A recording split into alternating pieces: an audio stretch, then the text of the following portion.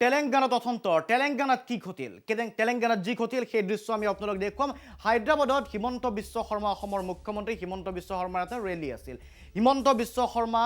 অতিথি হিচাপে উপস্থিত হৈছিল তেলেংগানাত আৰু এখন বিশেষ সভাত নিমন্ত্ৰণ জনোৱা হৈছিল আমি সেই দৃশ্যটো আপোনালোক দেখুৱাইছো এই দৃশ্যটো প্ৰথমতে চাই লওক যে এখন বিশেষ সভা তেলেংগানাৰ পৰা অসমৰ মুখ্যমন্ত্ৰী হিমন্ত বিশ্ব শৰ্মাক আমন্ত্ৰণ জনোৱা হৈছিল আৰু হিমন্ত বিশ্ব শৰ্মাৰ সৈতে মুখ্যমন্ত্ৰী গৰাকীৰ সৈতে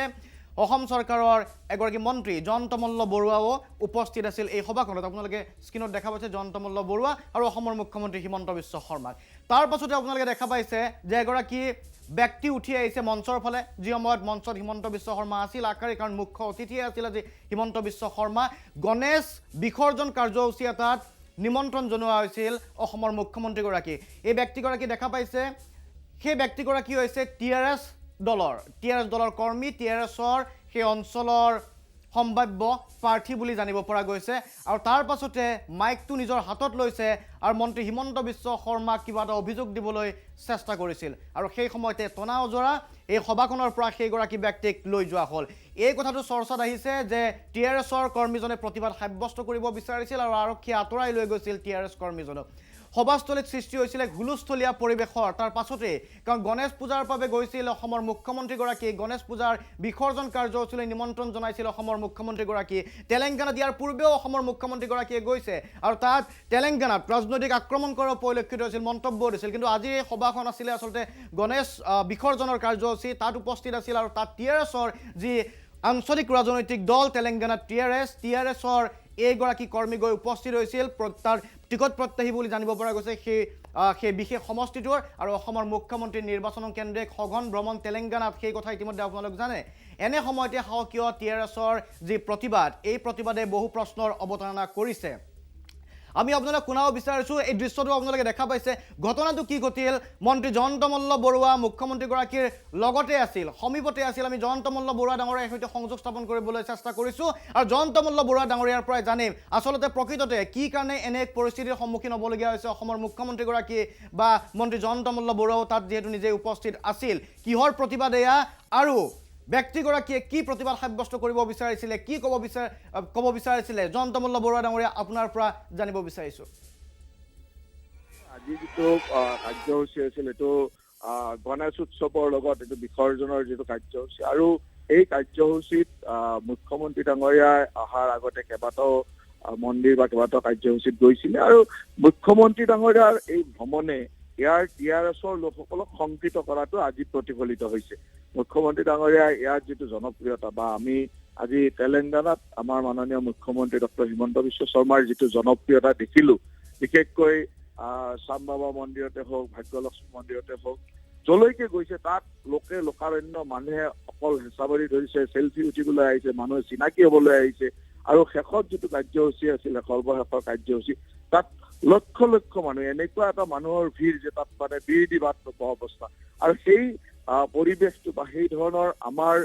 মুখ্যমন্ত্ৰীগৰাকীৰ জনপ্ৰিয়তাত হয়তো টিআৰএছ দল কিছু পৰিমাণে শংকিত কাৰণ টিআৰএছৰ শাসন ইয়াত আছে টিআৰএছৰ লোকসকল শংকিত হ'ল আৰু যিজন মানুহে আহি তাত মাইকটো কাঢ়ি লৈছিলে তেওঁ হ'ল সেই সমষ্টিটোৰ পৰা যোৱাবাৰ টিআৰএছৰ প্ৰাৰ্থী হিচাপে প্ৰতিদ্বন্দ্বিতা কৰি পৰাজিত হৈছিল ভাৰতীয় জনতা পাৰ্টীৰ প্ৰাৰ্থীৰ লগত আৰু আমাৰ যিজন বিধায়ক তাত বিজয়ী হৈছিল সেই বিধায়ক ৰাজাজীক বৰ্তমান কেইদিনমান আগত এৰেষ্ট কৰি তেওঁক আটক কৰি তেওঁক জেলত থৈ দিয়া হৈছে তেওঁৰ ওপৰত এটা স্বৈৰাচাৰী শাসন তেওঁলোকে চলাই আছে এই ধৰণৰ কিছু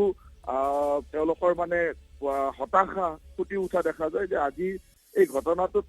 অনুমান কৰিব পাৰি যে টিআৰএছৰ নেতৃবৃন্দ যথেষ্ট পৰিমাণে শংকিত হৈছে আৰু যিহেতু ইমান লক্ষ লক্ষ মানুহ আছিল তাত সেই মানুহৰ মাজত কেনেকে তেওঁ আৰু ইমান মানুহৰ মাজত কৰবাত সুৰুঙাৰে গৈ ওপৰলৈ গৈ তেওঁ মাইকটো কাঢ়ি লোৱাৰ বা তেওঁ তাত চিঞৰ বাখৰ কৰা এটা পৰিৱেশ সৃষ্টি কৰিব খুজিছিল কিন্তু লগে লগে তাত আৰক্ষী বাহিনী যথেষ্ট সষ্টম আছিল আৰু আমাৰ যি সুৰক্ষা বাহিনী আছিল তেওঁলোকে লগালগ তেওঁক আঁতৰাই লৈ যায় আনকি সমগ্ৰ ৰাইজে তেওঁক মাতে প্ৰহাৰ কৰিবলৈ খেদি আহিছিল কিন্তু আৰক্ষীয়ে খুব সুকলমে তাৰ পৰা তেওঁক আঁতৰাই লৈ যাবলৈ সক্ষম হয় কথাটো এই যে হায়দৰাবাদত OACৰ অঞ্চলসমূহত আমাৰ ইয়াৰে যিখিনি আমাৰ কৰ্মকৰ্তা হওক আমাৰ আদৰ্শক বিশ্বাস কৰা লোক বা হিন্দু লোকসকলৰ ওপৰত যথেষ্ট হেঁচা এটা প্ৰয়োগ কৰি থকা হয় এই কথাটো সকলোৱে উপলব্ধি কৰি থাকে আজি এই OAC নগৰীত বহুত মানুহে ভয়ত জীৱন নিৰ্বাহ কৰিব লগা হয়। আজি সেইকাৰণে মই ভাবো যে আমাৰ মুখ্যমন্ত্ৰীগৰাকীৰ উপস্থিতিয়ে ইয়াত বহুত মানুহক উৎসাহ দিছে, বহুত মানুহক সাহস দিছে যে হয় আমাৰ ৰাষ্ট্ৰীয় নেতাসকল বা আমাৰ ভাৰতীয় জনতা পাৰ্টীৰ নেতৃত্ব আজি তাত সুন্দৰভাৱে তাত মানে তেখেতসকলৰ লগত আছে বা আমাৰ অসমৰ মাননীয় মুখ্যমন্ত্ৰীগৰাকীয়ে অসমৰ পৰা গৈ তেওঁলোকৰ লগত থিয় হোৱাটো তেওঁলোকে এটা সাহস পাইছে। আৰু আজি যদিও কাৰ্যসূচীটো ৰাজনৈতিক নাছিল, কিন্তু তাৰ অনুষ্ঠানৰ যিসকল কৰ্মকৰ্তা সেইখিনি আমাৰ বিচাৰ পৰিবাৰ আৰু ভাৰতীয় জনতা পাৰ্টীৰ লগত জড়িত লোকসকলে এই অনুষ্ঠানটোৰ আয়োজক আছিলে। গতিকে তাত সেই এনেকুৱা এটা কাৰ্যসূচী, এনেকুৱা ধৰণৰ ছাকচেছফুল কাৰ্যসূচী, আৰু তাত মাননীয় মুখ্যমন্ত্ৰীগৰাকীৰ যিটো জনপ্ৰিয়তা যলৈকে গৈছে, ভাগ্যলক্ষ্মী মন্দিৰতে হওক, শ্যামবাবা মন্দিৰতে হওক বা অন্যান্য দুটা কাৰ্যসূচীতে হওক, য'তেই গৈছে তাতে মানুহৰ যিটো হেঁচা ঠেলা, মানুহে যি ধৰণে তেওঁক আদৰি লৈছে, যি ধৰণে মানুহে ফটো উঠিবলৈ আহিছে, চেল্ফি উঠিবলৈ, এইবিলাক দেখি নিশ্চয়কৈ TRSৰ কৰ্মকৰ্তাসকল হতাশ হোৱাটো স্বাভাৱিক। আৰু সেই হতাশাৰে প্ৰতিফলন তাত দেখিবলৈ পোৱা যায়, কাৰণ তেওঁ সেই সমষ্টিটোত যিহেতু নিৰ্বাচন খেলি পৰাজিত হৈছে, গতিকে তেওঁ এই জনপ্ৰিয়তা বা এই ধৰণৰ ব্যৱস্থাটো দেখাৰ পিছত তেওঁ আৰু বেছি হতাশ হৈছে, যিটো হতাশাৰ প্ৰতিফলন আমি তাত দেখিবলৈ পাওঁ। ঠিক আছে, জয়ন্ত মল্ল বৰুৱা ডাঙৰীয়া, আপোনাক ধন্যবাদ জ্ঞাপন কৰিছোঁ। এয়া আছিলে ফোন লাইন যোগে মন্ত্ৰী জয়ন্ত মল্ল বৰুৱা ডাঙৰীয়া, যি উপস্থিত আছিল এই বিশেষ সভাখনত। মুখ্যমন্ত্ৰী ডক্টৰ হিমন্ত বিশ্ব শৰ্মাৰ ঠিক কাষতে পিছফালে উপস্থিত আছিলে জয়ন্ত মল্ল বৰুৱা ডাঙৰীয়া, আৰু তেখেতে উল্লেখ কৰিছে যিগৰাকী ব্যক্তি মঞ্চত উঠি আহিছিল, যিগৰাকী ব্যক্তিয়ে মঞ্চত উঠি আহি মাইকটো কাঢ়ি ল'বলৈ চেষ্টা কৰিছিল, তেওঁ হৈছে TRSৰ কৰ্মী, আৰু লগতে সেইগৰাকী প্ৰাৰ্থী যি বিগত নিৰ্বাচনত পৰাজিত হৈছে, বিজেপিৰ প্ৰাৰ্থীগৰাকী বিজয় সাব্যস্ত কৰিছিল। কিন্তু আজি যদিও এই বৈঠকখন ৰাজনৈতিক নাছিল, ৰাজনৈতিক সভা নাছিল, কিন্তু তথাপি জয়ন্ত মল্ল বৰুৱা ডাঙৰীয়াই এই কথাটো উল্লেখ কৰিছে যে বিজেপিৰ বিচাৰধাৰাত বিশ্বাসী একাংশ লোকেই আয়োজন কৰিছিল বা আয়োজক আছিল এইসকল লোক। আৰু ইয়াৰ পূৰ্বে জয়ন্ত মল্ল বৰুৱা ডাঙৰীয়াই কৈছে এই কথাটো, ইয়াৰ পূৰ্বে ওৱেচিক আক্ৰমণ কৰিছিল, ওৱেচি আৰু TRS দুইটা, ওৱেচিকো আক্ৰমণ কৰিছিল, আৰু TRS যি আঞ্চলিক ৰাজনৈতিক দল যাৰ চৰকাৰ আছে তেলেংগানাত, TRSকো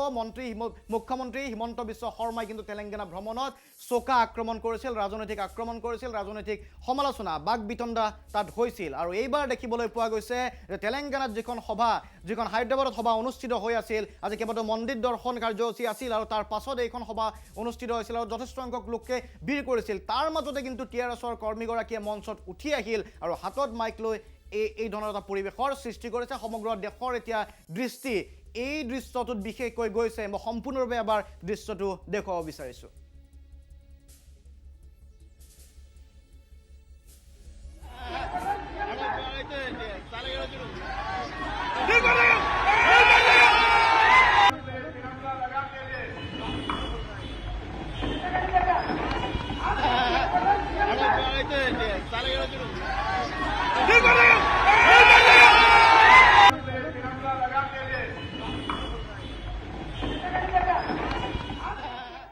গতিকে আপোনালোকে দেখা পালে TRSৰ কৰ্মীগৰাকীয়ে, TRSৰ নেতাগৰাকীয়ে কি ধৰণে আচলতে মাইকটো কাঢ়ি ল'বলৈ বিচাৰিছিল আৰু মুখ্যমন্ত্ৰীগৰাকীক জবাবদিহি কৰা পৰিলক্ষিত হৈছিল। কিছু প্ৰসংগত কি কথা একজেক্টলি কৈছে সেই কথা জানিব পৰা হোৱা নাই, কিন্তু তাৰ পাছত দেখিবলৈ পোৱা গৈছিলে মুখ্যমন্ত্ৰীৰ নিৰাপত্তাৰক্ষীৰ লগতে তেলেংগানা আৰক্ষীয়ে ব্যক্তিগৰাকীক আঁতৰাই লৈ যোৱা পৰিলক্ষিত হৈছিল। কিন্তু দিনটোৰ চৰ্চিত বিষয় বা চৰ্চিত দৃশ্য আজি তেলেংগানাৰ এই দৃশ্যটো।